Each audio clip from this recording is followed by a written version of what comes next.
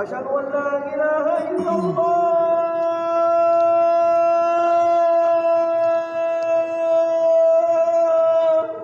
أشهد أن لا إله أشهد أن لا إله إلا الله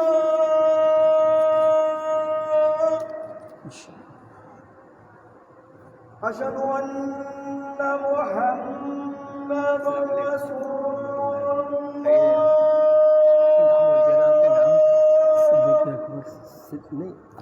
صدیق اکبر أشهد صدیق أن محمدا رسول الله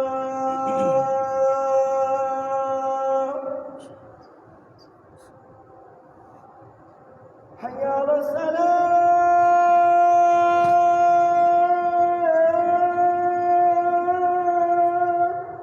لا حول ولا قوة إلا بالله حي على الصلاة لا حول ولا حي على الفلاح لا حول ولا قوة حي على الفلاح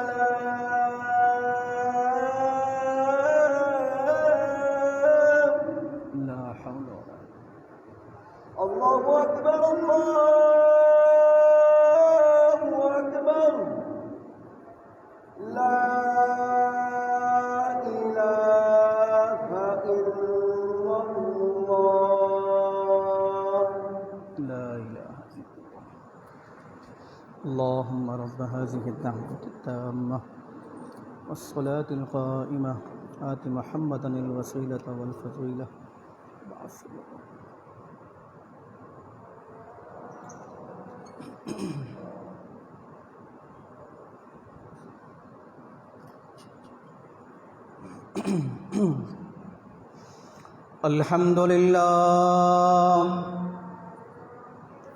الحمد لله نحمده ونستعينه ونستغفره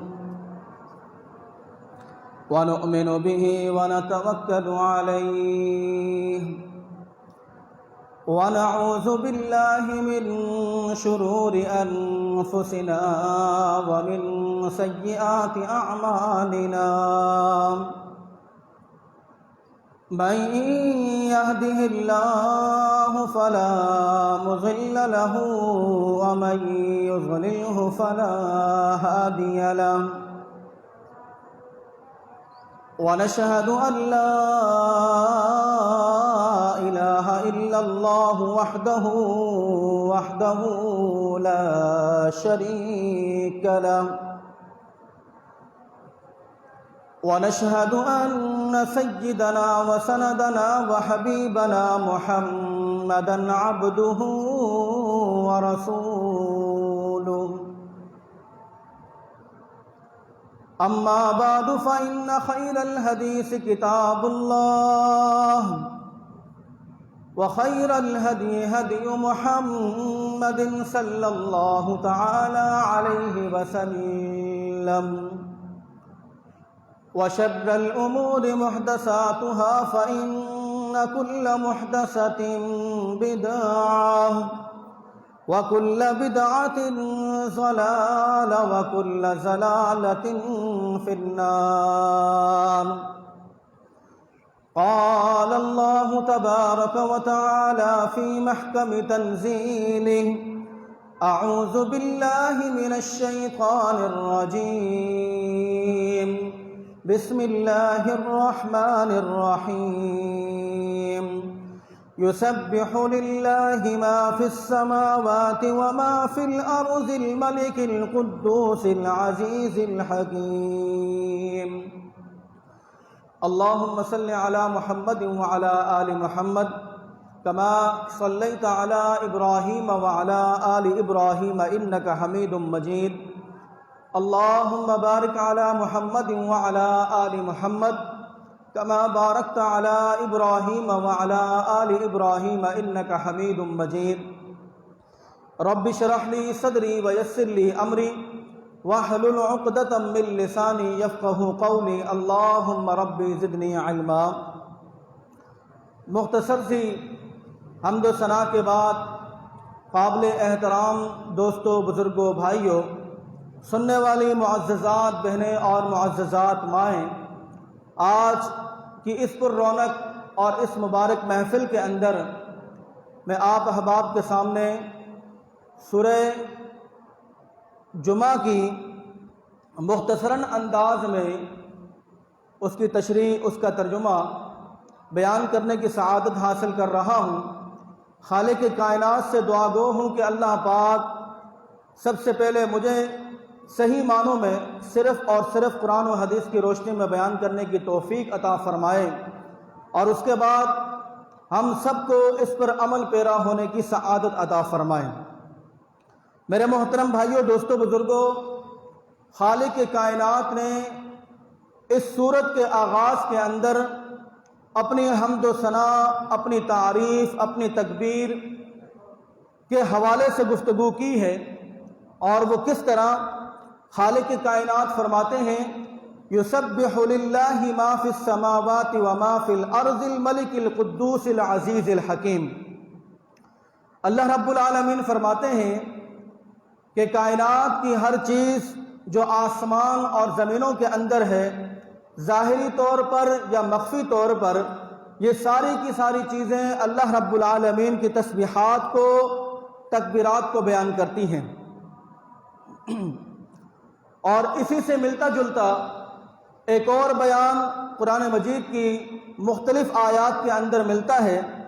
اللہ رب العالمین نے ایک اور جگہ پر ارشاد فرمایا کہ تسبح لہ السماوات السبع والارض ومن فیہن وَإِن مِّن شَيْءٍ إِلَّا يُسَبِّحُ بِحَمْدِهِ وَلَٰكِن لَّا تَفْقَهُونَ تَسْبِيحَهُمْ إِنَّهُ كَانَ حَلِيمًا غَفُورًا، کہ آسمان اور زمین کے درمیان میں جتنی بھی مخلوق ہیں وہ ساری کے ساری مخلوقات اللہ رب العالمین کی تکبیرات، تحلیلات، اس کی تعظیم، اس کی بڑائی، اس کی کبریائی کو بیان کرتی ہیں۔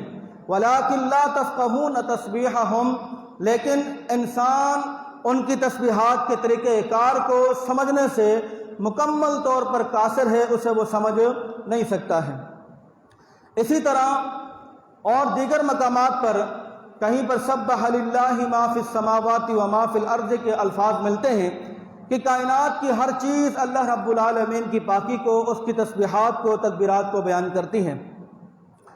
اس سے بڑھ کر ایک اور چیز خالق کائنات نے بیان فرمائی، اور وہ اس طرح ہے کہ أَلَمْ تَرَ أَنَّ اللَّهَ يَسْجُدُ لَهُ مَنْ فِي السَّمَاوَاتِ وَمَنْ فِي الْأَرْضِ وَالشَّمْسُ وَالْقَمَرُ وَالنُّجُومُ وَالْجِبَالُ وَالشَّجَرُ وَالدَّوَابُ وَكَثِيرٌ مِّنَ النَّاسِ وَكَثِيرٌ حَقَّ عَلَيْهِ الْعَذَابُ، کہ آسمان اور زمین کی تمام مخلوقات، چاہے وہ سورج ہوں، چاہے وہ چاند ہوں، چاہے وہ تارے ہوں، اس کے علاوہ وہ شجر ہوں، حجر ہوں، نباتات ہوں، جمادات ہوں، کائنات کی ہر چیز خالق کائنات کو سجدہ کرتی ہے۔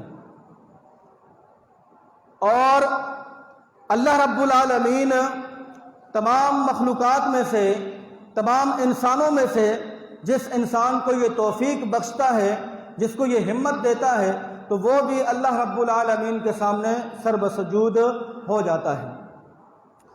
میرے محترم بھائیوں، دوستوں، بزرگوں، ان تمام آیات سے جو میں نے آپ کے سامنے مختصراً انداز میں پیش کی ہیں، اس سے واضح طور پر یہ بات سامنے آتی ہے کہ اللہ رب العالمین کو ہماری عبادات، ہماری نماز، ہماری زکوٰۃ و حج و عمرہ یا ہماری نیکیوں کی ضرورت نہیں ہے۔ اللہ کی یہ شان، اللہ کی یہ قدرت کہ کائنات کی ہر چیز اللہ رب العالمین کی پاکی کو ایک خوبصورت، اچھے، احسن انداز سے بیان کر رہی ہے۔ اگرچہ یہ انسان اللہ رب العالمین کی طرف سے مغروری کا مظاہرہ کرتا ہے یا تکبری کا مظاہرہ کرتا ہے، یا اپنی عبادت کے اندر سستی اور غفلت سے کام لیتا ہے، یا پھر یہ سوچتا ہے کہ اگر میں اللہ کی عبادت نہ کروں گا تو اللہ کی طاقت میں، اس کے خزانے کے اندر، اس کی قوت کے اندر کوئی کمی واقع ہو جائے گی، تو یہ انسان کی خوش فہمی ہے، غلط فہمی ہے، اس کا یہ خوش خیال ہے کہ اللہ کی کسی خزانے کے اندر کوئی کمی واقع ہو سکتی ہے۔ کائنات کی ہر چیز اللہ رب العالمین کی پاکی کو، اس کے تسبیحات و تکبیرات کو بیان کر رہی ہے۔ ان تمام عبادات کا جو فائدہ ہے وہ فائدہ محض انسان کا اپنا ہے، اس کے اعمالوں کے اندر اضافہ ہو رہا ہے، وہ آخرت کی سیڑھیوں کو چڑھ رہا ہے، جہنم سے دوری اور جنت کے قریب ہوتا جا رہا ہے۔ تسبیحات کے بعد خالق کائنات نے یہاں پر ایک اور صفت کا تذکرہ کیا ہے، اور وہ ہے الملک۔ ملک کہا جاتا ہے بادشاہ کو، اور یہ لفظ قرآن مجید میں متعدد بار استعمال ہوا ہے کہ بادشاہت، شہنشاہ جسے کہا جاتا ہے، وہ شہنشاہ ایک اللہ رب العالمین ہے، اللہ کے علاوہ کوئی شہنشاہ نہیں، اللہ کے علاوہ کوئی بادشاہ نہیں ہے۔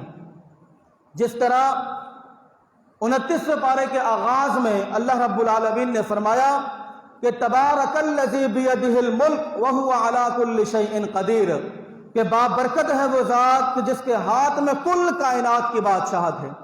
پھر آپ سورہ فاتحہ کے اندر پڑھتے ہیں کہ مالک یوم الدین، وہ تو ایسا شہنشاہ، ایسا بادشاہ ہے کہ جو دنیا کے ساتھ ساتھ قیامت کا بھی بادشاہ ہے، قیامت کا بھی رب ہے، اور قیامت میں جو حساب و کتاب اور جو فیصلے کا دن آئے گا، وہ حساب و کتاب اور فیصلہ بھی اللہ رب العالمین کرنے والے ہیں۔ اسی طریقے سے قیامت کے حوالے سے ہی اللہ رب العالمین فرماتے ہیں کہ لمن الملک اليوم للہ الواحد القہار، کہ آج کے دن کس کی بادشاہت ہے، آج کے دن کس کی حکمرانی ہے، آج فیصلہ کرنے والا کون ہے۔ تو مختصراً یہ ہے کہ ان آیات کے اندر اللہ رب العالمین نے اپنی حکمرانی، اپنی بادشاہت، اپنی قوت کے بارے میں بتایا ہے کہ کل کائنات کے اندر اگر کوئی بادشاہ ہے، اگر کوئی شہنشاہ ہے، اگر کسی کے پاس ایسی قوت و طاقت ہے کہ جو لا زوال ہے، جسے کبھی زوال نہیں ہو سکتا، تو وہ انسان نہیں، وہ فرشتے نہیں، وہ نبی نہیں، وہ ولی نہیں، وہ کتب نہیں، وہ ابدال نہیں، وہ محدث نہیں، وہ مصنف نہیں، وہ مقنق نہیں ہے۔ اگر ہے تو وہ صرف اور صرف اللہ رب العالمین ہی ہیں، جن کے پاس قوت، طاقت لا زوال ہے، جسے کبھی جو ہے وہ زوال ہونے کا شکار نہیں ہو سکتا ہے۔ اس کے بعد دو صفتوں کا اور تذکرہ کیا ہے، ایک قدوس اور ایک عزیز، اور اس کے بعد ایک حکیم۔ قدوس یعنی کہ زبردست قوت رکھنے والا، زبردست طاقت رکھنے والا، کہ جب وہ کسی امر کا ارادہ کر لے تو اسے کوئی ڈگمگانے والا نہیں ہے، اسے کوئی پوچھنے والا نہیں ہے، اسے کوئی روکنے والا نہیں ہے، وہ اپنے معاملات کے اندر انتہائی زبردست ہے، تمام چیزوں سے اوپر اللہ رب العالمین کی طاقت ہے۔ العزیز، اس اللہ رب العالمین کی ایک صفت یہ بھی ہے کہ وہ اللہ غالب ہے، ہر چیز کے اوپر غلبہ حاصل کرنے والا ہے۔ دنیا کی کوئی چیز ایسی نہیں ہے جو اللہ رب العالمین کو مغلوب کر سکے، جو اللہ رب العالمین کی کسی حکمت کو، کسی دنائی کو، قوت اور طاقت کو مغلوب کر دے، اسے ہرا دے، نہیں۔ اللہ رب العالمین ہی عزیز ہیں، تمام چیزوں کے اوپر غلبہ حاصل کرنے والے ہیں، چاہے وہ دنیا کی کوئی بھی چیز ہو۔ اسی طریقے سے اس صورت کے اندر ایک لفظ اور استعمال ہوا ہے جسے میں اور آپ حکیم کے نام سے جانتے ہیں۔ یہاں پر حکمت سے علماء کرام نے اور محدثین نے دو معنی لیے ہیں۔ ایک معنی تو یہ ہے کہ حکمت سے کام لینا، دانائی سے کام لینا، یعنی کہ کام کرنے سے پہلے اس امر کے بارے میں ایسی حکمت اور ایسی پالیسی اختیار کرنا جو وہ ہر طریقے سے فائدہ مند ثابت ہو، نقصان کا باعث نہ ہو۔ اور بعض احباب نے اسے حکمت اور دانائی کے معنی کے اندر لیا ہے۔ تو مختصر یہ ہے کہ آیت سورت کے شروع میں اللہ رب العالمین نے یہاں پر اپنی حمد و ثنا کے حوالے سے بات کی ہے، اپنی بادشاہت کے حوالے سے بات کی ہے، اپنی قوت اور طاقت کے حوالے سے بات کی ہے، اپنے غلبے اور حکمت کے حوالے سے بات کی ہے۔ گفتگو کا آغاز کرنے کے بعد خالق کائنات ایک بہت ہی اہم ترین مسئلے کی طرف ہم سب کی رہنمائی کرنا چاہ رہے ہیں، ہمارے ذہنوں کو مبذول کرنا چاہ رہے ہیں۔ شاید کہ اس آیت کو سننے کے بعد بہت سارے لوگوں کا دل دین ابراہیم کی طرف جو ہے وہ مانوس ہو۔ خالق کائنات فرماتے ہیں هو الذی بعث فی الامیین، رسولا منهم يتلو عليهم آياته ويزكيهم ويعلمهم الكتاب والحکمہ وإن كانوا من قبل لفی ضلال مبین۔ اللہ رب العالمین فرماتے ہیں کہ اللہ وہ ذات ہے کہ جس نے ایک نادانستہ قوم میں سے ایک انسان کو نبی بنا کر منتخب کیا، ایک ایسی قوم میں سے نبی کا انتخاب کیا کہ جو لکھنا پڑھنا نہیں جانتے تھے، جو لکھنے پڑھنے سے عار تھے، تو اللہ رب العالمین نے اسی قوم میں سے، اسی زبان میں سے ایک نبی کا انتخاب کیا۔ اب آپ کہو گے کہ اللہ رب العالمین کو پورے اس معاشرے کے اندر، پوری اس دنیا کے اندر کیا ایک ایسی ہی قوم ملی تھی کہ جو پڑھنا لکھنا نہیں جانتی تھی، یا جو جاہل تھی، یا جو بالکل ان پڑھ تھی؟ کیا ان پڑھوں میں سے نبی کا انتخاب کرنا تھا؟ اگر اللہ رب العالمین کسی پڑھی لکھی قوم کے اندر سے، کسی شعور والی قوم کے اندر سے نبی کا انتخاب کرتے جو تمام امور کے اوپر، جو تمام فنون کے اوپر مہارت رکھتا ہو، ایسا نبی کا انتخاب ہونا چاہیے تھا۔ کہا یہ جاتا ہے کہ اللہ کے نبی علیہ الصلوۃ والسلام امی تھے، ان پڑھ تھے، لیکن حیران کن بات یہ ہے، یہ کیسا امی ہے، یہ کیسا ان پڑھ ہے؟ کہیں پر یہ قرآن مجید کی تلاوت کر رہا ہے، اتل ما اوحی الیک من الکتاب واقم الصلاۃ، کہیں تو قرآن مجید کی یہ تلاوت کر رہا ہے، کہیں پر اقرأ باسم ربک الذی خلق، کہیں پر تو یہ پڑھ رہا ہے۔ ایک طرف یہ پڑھ بھی رہا ہے اور دوسری طرف اسی امام الانبیاء جناب محمد الرسول اللہ صلی اللہ علیہ وسلم کو لفظ امی اور ان پڑھ کے ساتھ یاد بھی کیا جا رہا ہے۔ نہیں میرے محترم بھائیوں، دوستوں، بزرگوں، اللہ کے حبیب علیہ السلام کو معلم بنا کر بھیجا۔ انما بعثت لاتم معلما، اللہ کے حبیب علیہ السلام کو استاد بنا کر بھیجا تھا۔ کیا استاد ان پڑھ ہوتا ہے؟ کیا استاد جاہل ہوتا ہے؟ کیا استاد لکھنا پڑھنا نہیں جانتا ہے؟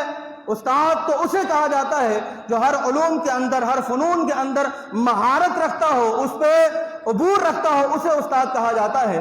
در حقیقت بات یہ ہے کہ اللہ کے نبی علیہ السلام کو جو امی کا لقب عطا کیا گیا ہے کہ آپ ایسی قوم سے آپ کا انتخاب ہوا کہ جو لوگ لکھنا پڑھنا نہیں جانتے تھے، وہ صرف اور صرف اس وجہ سے تھا کہ اگر اللہ کے حبیب علیہ السلام کو نبوت سے سرفراز کر دیا جاتا اور آپ نبوت کے میدان میں اترتے، دعوت و تبلیغ کے کام میں اترتے، تو کہنے والے یہ کہتے کہ تو میرا شاگرد ہے، تجھے تو میں نے پڑھایا ہے، تجھے لکھنا پڑھنا تو میں نے سکھایا ہے، آج تو نبوت کا اعلان کر رہا ہے، تو میرا شاگرد ہے۔ تو اللہ رب العالمین نے دنیا کے اندر کسی انسان کو جناب محمد الرسول اللہ صلی اللہ علیہ وسلم کا استاد نہیں بنایا۔ اللہ کے حبیب کا کوئی استاد نہیں تھا۔ اگر اللہ کے حبیب کا کوئی استاد تھا تو اس کا نام جبریل امین تھا۔ تنزیل من رب العالمین نزل به الروح الامین۔ اللہ رب العالمین نے اس تعلیم کو، اس تربیت کو، اس حکمت کو، اس دانائی کو اتارا کس کے ذریعے سے؟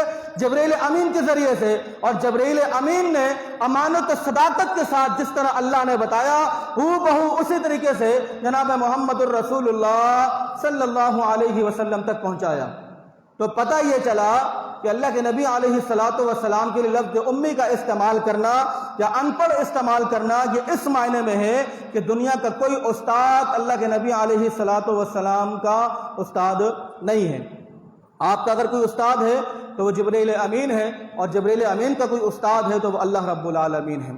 پھر سمجھ نہیں آتی یہ کیسا ان پڑھ ہے جو سائنسی طور پر باتیں آپ کو سمجھا رہا ہے۔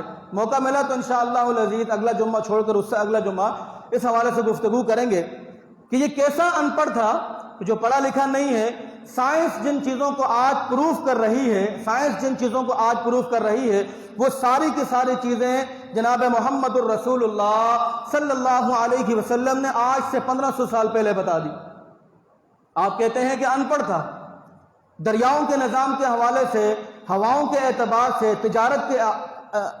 تجارت کے اعتبار سے، بے کی خرید و فروخت کے اعتبار سے کون سا کاروبار فائدہ مند ہے، کون سا کاروبار نقصان مند ہے، کون سی تجارت سے آپ کو فائدہ ہوگا، کس سے آپ کو نقصان ہوگا، حکمت کے اعتبار سے، دانائی کے اعتبار سے، وہ ساری باتیں اللہ کی قسم کھا کر کہتا ہوں کہ جو آج سائنس پروف کر رہی ہے، یہ ساری کی ساری باتیں اس جناب محمد الرسول اللہ صلی اللہ علیہ وسلم نے آج سے 1500 سال پہلے بتا دی۔ آپ کہتے ہیں ان پڑھ ہیں، تو ان پڑھ اس معنی میں نہیں ہے کہ آپ کو پڑھنا لکھنا نہیں آتا، بلکہ ان پڑھ اس معنی میں ہے کہ دنیا کا کوئی انسان آپ کا استاد نہیں ہے۔ تو قرآن مجید نے یہی فرمایا هو الذی بعث فی الامیین رسولا منہم یتلو علیہم آیاتہ، اور یہاں پر ایک خوبصورت جملہ یہ بھی ہے کہ اللہ رب العالمین نے اسی قوم میں سے رسول کا انتخاب کیا جو ان کی زبان کو جانتا تھا، ان کے قول و افعال کو پہچانتا تھا، اسی میں سے ایک رسول کا انتخاب کیا تاکہ اللہ رب العالمین کا کلام، اللہ کے احکام کو پہنچانے میں آسانی ہو۔ مثال کے طور پر قوم عربی ہوتی اور نبی جو ہے وہ فارسی میں نازل ہوتا تو سمجھنا انتہائی مشکل ہو جاتا، اسی لیے عربوں کو سمجھانے کے لیے اللہ رب العالمین نے نبی کا بھی وہی انتخاب کیا کہ جو ان کی زبان کو سمجھتا تھا اور سمجھانے میں آسانی پیدا ہو۔ رسولا منہم یتلو علیہم آیاتہ ویزکیہم ویعلمہم الکتاب والحکمہ وان کانوا من قبل لفی ضلال مبین۔ اس رسول کے آنے کا مقصد کیا تھا؟ یتلو علیہم آیاتہ، اللہ رب العالمین کی آیات، اللہ رب العالمین کی نشانیاں تمہارے سامنے پڑھ پڑھ کر بیان کرتا ہے تاکہ تمہاری اصلاح ہو، ویزکیہم، اور تاکہ تمہارا تزکیہ نفس ہو، تمہیں اچھے اور برے کی پہچان ہو، حلال اور حرام کا تمہیں فرق معلوم ہو، چھوٹے اور بڑے کا تمہیں فرق معلوم ہو۔ یعنی دنیا کے ہر چیز کے اعتبار سے اللہ کے نبی علیہ الصلاۃ والسلام تمہارا تزکیہ نفس کرتے ہیں تاکہ تمہارا دل گناہوں سے دور ہو اور اچھائیوں کے قریب ہو۔ اس کے بعد کہا وَيُعَلِّمُهُمُ الْكِتَابَ وَالْحِكْمَةَ، اور تمہیں کتاب کی بھی تعلیم دیتا ہے، تمہیں قرآن مجید کی بھی تعلیم دیتا ہے، اور قرآن مجید کے اندر جو حکمت کی باتیں ہیں اس حکمت سے جو ہے وہ تمہیں سرفراز کرتا ہے۔ یہاں پر ایک تو کتاب کا تذکرہ کیا گیا اور کتاب کے ساتھ ساتھ اللہ رب العالمین نے حکمت کا بھی تذکرہ کیا ہے۔ بعض احباب یہ کہتے ہیں کہ ہمارے لیے قرآن کافی و شافی ہے، یعنی کہ حدیث کی ہمیں ضرورت نہیں ہے، تو یہاں حکمت سے مراد بعض احباب نے حدیث لی ہے اور بعض احباب نے حکمت اور دانائی لی ہے۔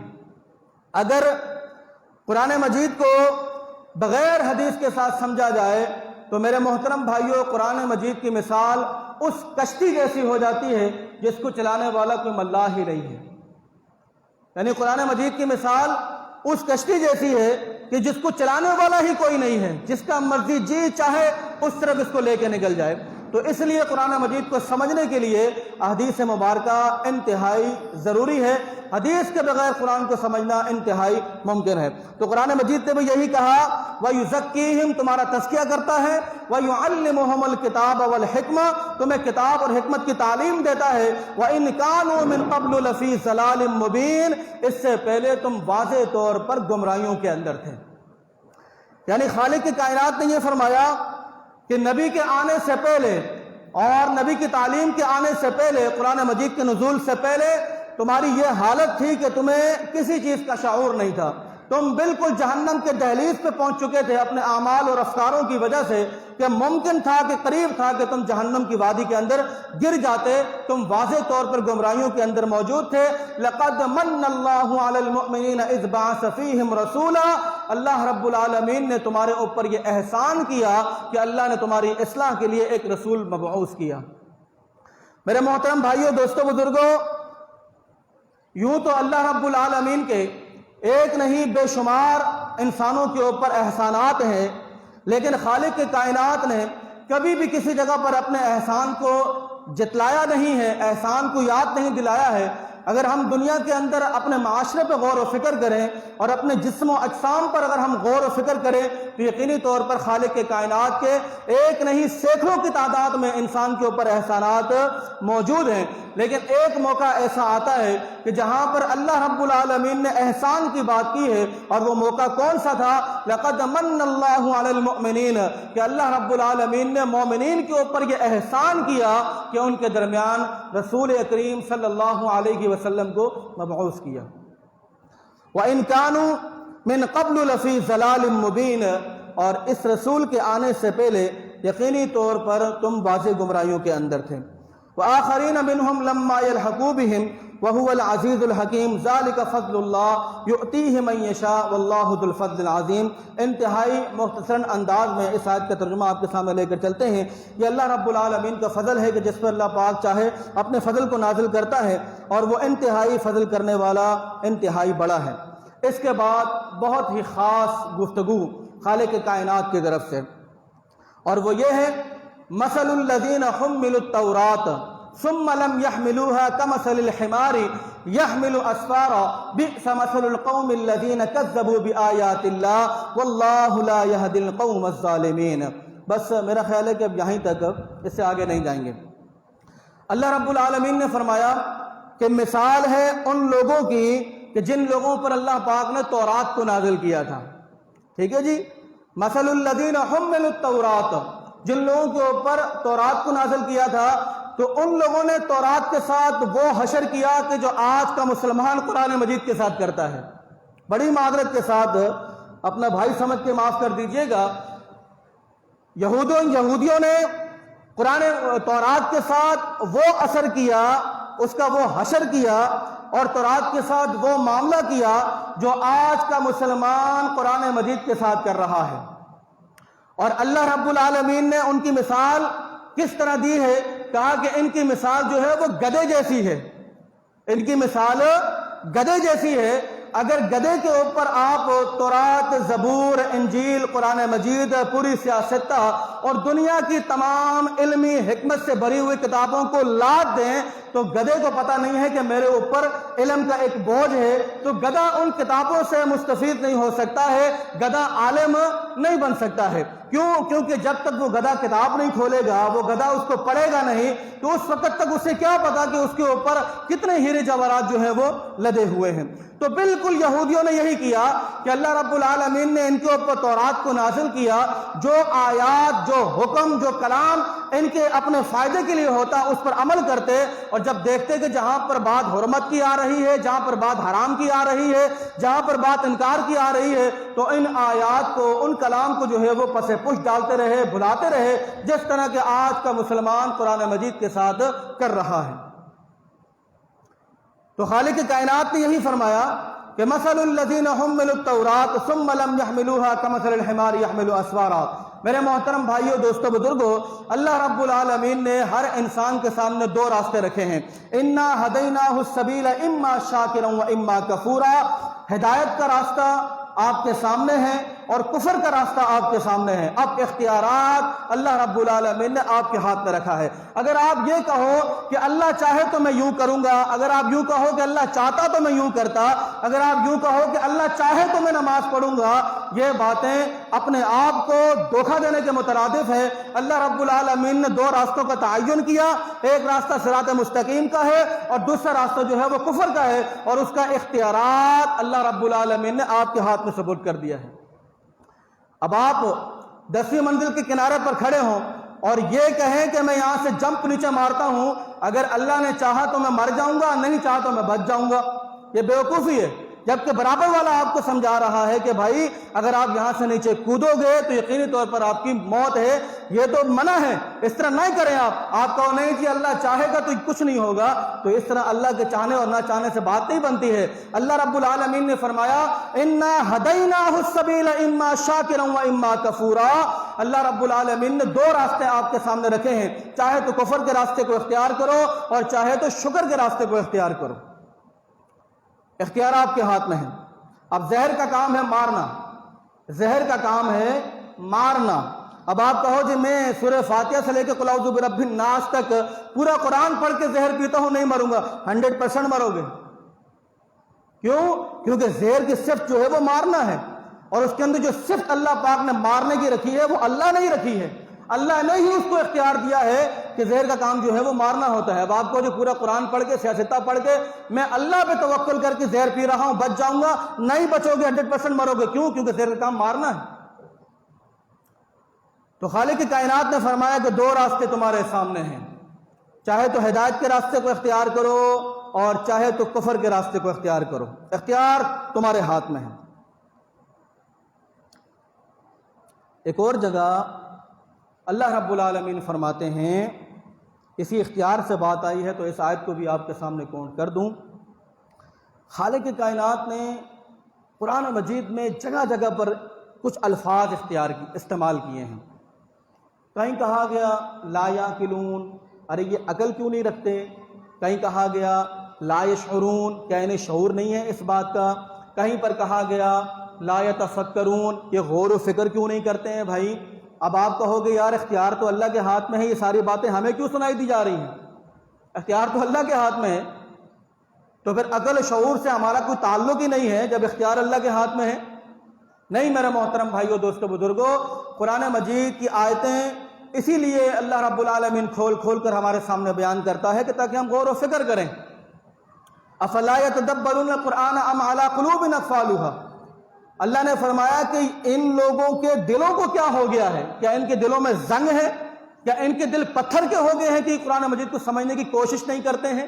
اختیار تو اللہ کے ہاتھ میں ہے، تو پھر اللہ ہمیں یہ تانا کیوں مار رہا ہے؟ یہ تانا نہیں ہے، اس سے یہ بات ثابت ہوتی ہے کہ بھائی اختیار آپ کے ہاتھ میں ہے۔ مؤذن نے اذان کے اندر یہ الفاظ کہہ دیے حی علی الصلاۃ، آؤ نماز کی طرف۔ اب آپ کہو گے جی اللہ چاہے گا تو میں نماز کے لیے جاؤں گا، اللہ نے نہیں چاہا تو میں نہیں جاؤں گا۔ بازار میں تم اپنی مرضی سے جاؤ، شاپنگ اپنی مرضی سے کرو، گھومنا پھرنا اپنی مرضی سے کرو، اور جہاں نماز کی باری آ جائے اللہ نے چاہا تو میں آؤں گا، اللہ نے نہیں چاہا تو میں نہیں آؤں گا۔ یہ کس کو بیوقوف بنا رہے ہو؟ قرآن کہتا ہے وَلَقَدْ ذَرَأْنَا لِجَهَنَّمَ كَثِيرًا مِنَ الْجِنِّ وَالْإِنسِ، اللہ رب العالمین نے جہنم کو بھرے گا انسانوں کے ساتھ اور جنات کے ساتھ۔ اب اندازہ لگائیے وہ انسان اور جن کون سے ہوں گے، اس کی مثال اللہ پاک نے آگے بیان کی ہے، اور وہ کس طرح؟ فرمایا کہ لَهُمْ قُلُوبٌ لَا يَفْقَهُونَ بِهَا، ٹھیک ہے یہ انسان تو ہیں، دو ہاتھ پاؤں ناک سب کچھ ہے، سمجھنے والے بھی ہیں، ہر چیز سمجھ میں بھی آتی ہے، لیکن دل ہے کہ دل حق کو قبول کرنے کو تیار ہی نہیں ہے۔ ایسا دل ہے کہ وہ گناہوں کی وجہ سے اتنا کالا ہو چکا ہے، نہ اس کے اوپر قرآن اثر کرے، نہ حدیث اثر کرے، نہ بزرگوں کے افعال و اعمال اثر کرے، نہ صحابہ کرام کی سیرت اثر کرے۔ فرمایا کہ لہم قلوب لا یفقہون بہا، ان لوگوں کے پاس دل ہیں لیکن سمجھنے سے قاصر ہے۔ وَلَهُمْ أَعْيُنٌ لَا يُبْصِرُونَ بِهَا، ان کے پاس دو آنکھیں ہیں، جس طرح جانوروں کے پاس دو آنکھیں ہوتی ہیں اور وہ دور دور تک نظارے کرتے ہیں، اسی طرح ان کے پاس بھی دو آنکھیں ہیں، لیکن یہ آنکھیں بصیرت سے محروم ہیں، لیکن یہ آنکھیں حق کو دیکھنا ہی نہیں چاہتی ہیں، حق کو تلاش ہی نہیں کرنا چاہتی ہیں، حق کو دیکھنا بھی گوارا نہیں ہے۔ فرمایا کہ ان کے پاس دو آنکھیں تو ہیں لیکن بصارت سے جو ہے وہ محروم ہیں۔ وَلَهُمْ آذَانٌ لَا يَسْمَعُونَ بِهَا، اور ان کے پاس دو کان بھی ہیں لیکن وہ کان حق کو قبول نہیں کرتے ہیں، وہ کان حق سننے کے لیے تیار ہی نہیں ہیں۔ اگر ان کے سامنے قرآن و حدیث کو بیان کیا جائے تو اپنے دونوں ہاتھوں کو اپنے کانوں پر رکھ لیتے ہیں کہ ہمیں حق جو ہے وہ نہ پہنچایا جائے، قرآن و حدیث ہم تک نہ پہنچایا جائے، ہم تو اسی طرح چلیں گے جس طرح شروع سے ہم لوگ چلتے ہوئے آ رہے ہیں۔ قرآن مجید نے ان تین چیزوں کو بیان کرنے کے بعد کہا اولئک کالانعام، ان کی مثال جو ہے وہ جانوروں جیسی ہے۔ آپ کہتے ہو کہ اللہ چاہے گا تو یہ کرے گا، اللہ نے کہا کہ ان کی مثال جانوروں جیسی ہے۔ جانور کا کیا کام ہوتا ہے؟ جانور کے پاس بھی یہ ساری چیزیں ہوتی ہیں، دو ہاتھ، دو پاؤں، دو آنکھیں، ناک، کان، چکھنے کی صلاحیت، چلنے کی صلاحیت، دوڑنے کی صلاحیت، یعنی کہ جو صلاحیتیں انسان کے پاس ہیں وہ صلاحیتیں جانور کے پاس بھی ہوتی ہیں۔ فرق اتنا ہوتا ہے کہ غور و فکر کے معاملے میں تھوڑے سے جانور ہم سے ذرا پیچھے ہیں، باقی تمام معاملات جانوروں اور انسانوں کے ایک جیسے ہیں۔ اس لیے انسان کو بھی حیوان الناطق کہا گیا ہے کہ بولنے والا حیوان۔ اللہ نے ان چیزوں کو بیان کرنے کے بعد کہا کہ ان کی مثال اولئک کالانعام، جانوروں جیسی ہے۔ یہ کھانا پینا جانور بھی کرتے ہیں، اور اس کے بعد خالق کائنات کہتے ہیں بل ہم اضل، جانور اچھے ہیں۔ اگر جانور سے بھی کوئی بدترین مخلوق ہے تو وہ یہ لوگ ہیں کہ جن کے پاس قرآن ہو اور وہ سمجھنا نہ چاہیں، جن کے پاس دو آنکھیں ہوں وہ حق کو دیکھنا نہ چاہیں، جن کے پاس دو کان ہوں وہ حق کو سننا نہ چاہیں، جن کے پاس دل ہو اور وہ حق سے غافل ہو۔ تو خالق کائنات فرماتے ہیں کہ ان کی مثال جانوروں جیسی نہیں ہے۔ بھائی جانور تو پھر سمجھتے ہیں، آج کل لوگوں نے جو ہے وہ چیتوں سے جو ہے وہ کاریگری کروا رہے ہیں، شیروں سے کاریگری کروا رہے ہیں، اونٹ سے باقاعدہ سائیکل چلوا رہے ہیں، اور ہاتھی سے بھی سائیکل چلوا رہے ہیں۔ تو جانور بھی کافی حد تک کچھ نہ کچھ سمجھتا ہے۔ تو جو لوگ حق آنے کے بعد، سچ آنے کے بعد روگردانی اختیار کرتے ہیں، خالق کائنات نے فرمایا کہ ان کی مثال جانوروں جیسی نہیں ہے۔ جانور سے بھی اگر کوئی بدترین مخلوق ہے تو یہ وہ لوگ ہیں۔ تو میرے محترم بھائیو، دوستو، بزرگوں، یہ بات کہنا کہ اللہ چاہے گا تو یہ ہوگا، اللہ چاہے گا تو وہ ہوگا۔ یاد رکھیے اللہ ہمیشہ اس وقت چاہتا ہے کہ جب بندہ خود کچھ چاہتا ہے، اگر بندہ کچھ نہ چاہے تو اللہ بھی اس بندے کے حق میں کچھ بھی نہیں چاہتا ہے۔ تو انشاءاللہ العزیز زندگی نے پھر موقع دیا تو ہم اس کے آگے چلیں گے۔ آج کی تقریر کا لب لباب اور خلاصہ کلام یہ ہے، قابل احترام دوستو بزرگوں بھائیوں، سورہ جمعہ کے آغاز میں اللہ رب العالمین نے اپنی پاکی اور بڑائی کی بات کی ہے، اس کے بعد اپنی بادشاہت کی بات کی ہے، اس کے بعد اپنی طاقت کی بات کی ہے، حکمت کی بات کی ہے، اور اس کے بعد گفتگو کا جو انداز آغاز اللہ پاک نے کیا ہے وہ ہمارے لیے کیا ہے کہ ہمارے اصلاح کے لیے، ہمیں سدھارنے کے لیے اللہ پاک نے انبیاء کرام کو مبعوث کیا ہے۔ اس سے پہلے ہم انتہائی واضح گمراہیوں کے اندر تھے، لیکن قرآن کے آنے کے بعد، حدیث کے آنے کے بعد اگر ہم اپنی ہٹ درمی کے اندر رہے اور جس طرح زندگی بسر کر رہے ہیں ایسے ہی بسر کرتے رہے تو ہمارا شمار بھی ان لوگوں میں ہوگا جن کے بارے میں قرآن نے کہا کہ ان کی مثال ان لوگوں جیسی ہے جو جانور ہیں، بلکہ جانور سے بھی بدتر ہیں۔ اللہ رب العالمین سے دعا ہے کہ اللہ پاک سب سے پہلے مجھے اور اس کے بعد تمام سامعین کرام کو عمل پیرا ہونے کی توفیق عطا فرمائے۔ وما علینا الا البلاغ المبین۔ والسلام علیکم ورحمۃ اللہ وبرکاتہ۔